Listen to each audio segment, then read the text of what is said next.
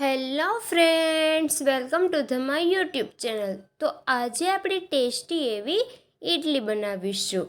તો વિડીયો ચાલુ કરતાં પહેલાં જો તમે મારી ચેનલ સબસ્ક્રાઈબ ના કરી હોય તો ફટાફટથી જઈને નીચે આપેલા બેલ આઇકન પર ક્લિક કરો અને મારી ચેનલને સબસ્ક્રાઈબ કરો, જેથી મારા અવનવા વિડીયો તમારા સુધી પહોંચી શકે અને તમે મારી બધી જ રેસિપીનો આનંદ માણી શકો. તો ફટાફટથી જઈને નીચે આપેલા બેલ આઇકન પર ક્લિક કરીને ચેનલને સબસ્ક્રાઈબ કરો. તો ઇડલી બનાવવા માટે મેં અહીં 3 ભાગના ચોખા અને 1 ભાગની અડદની દાળ લીધેલ છે. તો તેનો લોટ રેડી કર્યો છે. ત્યારબાદ હવે આપણે તેમાં 1 ચમચી મીઠું ઉમેરી દઈશું. ત્યાર પછી તેમાં 2 મોટી વાટકી છાશ ઉમેરી દઈશું. તો છાશ ઉમેરીને તેને સારી રીતે મિક્સ કરી દઈશું.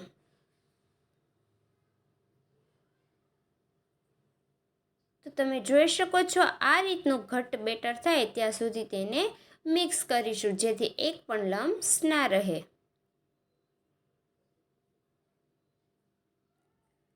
તો હવે આપણું બેટર બિલકુલ રેડી છે. તો હવે આપણે તેને 6 થી 7 કલાક માટે આથો લાવવા માટે મૂકી દઈશું. તો હવે તેને ઢાંકીને રહેવા દઈશું. તો 6 થી 7 કલાક પછી હવે આપણે એક ઇડલી મેકર લઈશું. તેમાં 1 ગ્લાસ પાણી ઉમેરી દઈશું. તો હવે તમે જોઈ શકો છો, આપણો આથો પરફેક્ટથી આવીને રેડી છે. આપણો જે લોટ છે તે એકદમ ફૂલીને રેડી થયો છે, એટલે કે આપણો આથો છે તે બિલકુલ સરસ આવ્યો છે. જો આ રીતે આપણો આથો આવે તો આપણી ઇડલી છે તે ફૂલીને દડા જેવી બને. તો હવે તેમાં આપણે આદુ અને મરચીની પેસ્ટ ઉમેરી દઈશું. ત્યારબાદ તેને સારી રીતે મિક્સ કરી દઈશું. ત્યાર પછી હવે તેમાં સાજીના ફૂલ એટલે કે ખાવાનો સોડા ઉમેરીશું. તેમને સારી રીતે મિક્સ કરી દઈશું. ત્યાર પછી આપણું જે ઇડલી મેકર છે તેમાં નીચે આપણે ઓઇલ એટલે કે તેલ લગાવી દઈશું.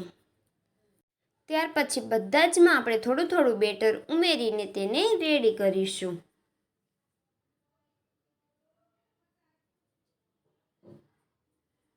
તો એક પછી એક એમ બધી જ ઇડલી આપણે ભરીને રેડી કરીશું. તો તમે જોઈ શકો છો, આપણું બેટર સારી રીતે પથરાઈ ગયું છે. તો હવે તેના પર આપણે મરીનો ભૂકો ઉમેરીશું.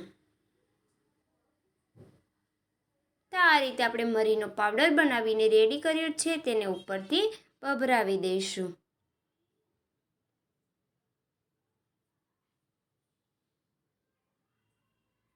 તો હવે આપણું પાણી છે તે સારી રીતે ગરમ થઈ ગયું છે. તો હવે આપણે ઇડલી બનવા માટે મૂકી દઈશું. તો હવે તેને 5 થી 6 મિનિટ માટે કૂક થવા દઈશું. તો 5 થી 6 મિનિટ પછી તમે જોઈ શકો છો, બિલકુલ વરાળ નીકળી ગઈ છે અને આપણી ઇડલી છે તે પણ સારી રીતે બનીને રેડી છે. તો આપણે છરીની મદદથી ચેક કરીશું.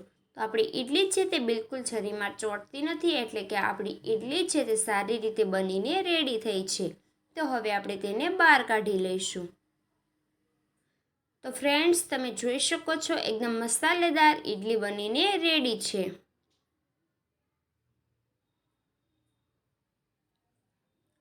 તો બિલકુલ સોફ્ટ અને આદુ મરચીથી ભરપૂર એવી ઇડલી બનીને રેડી છે. તો હવે આપણે એક પછી એક એમ બધી જ ઇડલીને રેડી કરીશું.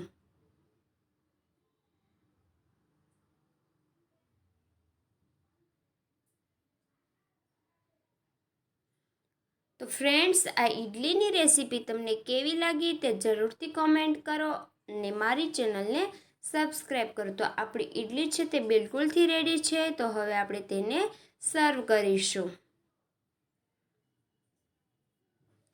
તો બિલકુલ સોફ્ટ એવી ઇડલી રેડી છે. તો ઇડલી જોડે મેં અહીં સંભાર બનાવેલ છે. તો સંભારની રેસીપી પણ હું મારા વિડીયોમાં ટૂંક સમયમાં અપલોડ કરીશ. તો વિડીયો જોવા માટે મારી ચેનલને લાઈક કરો, શેર કરો અને સબસ્ક્રાઈબ કરવાનું તો ભૂલતા જ નહીં. એકદમ નવી અને ટેસ્ટી રેસીપી તમને મળતી રહેશે. તો મારી ચેનલને જઈને વિઝિટ કરો, જેથી મારામાં તમને સારા સારા વિડીયો મળી રહે.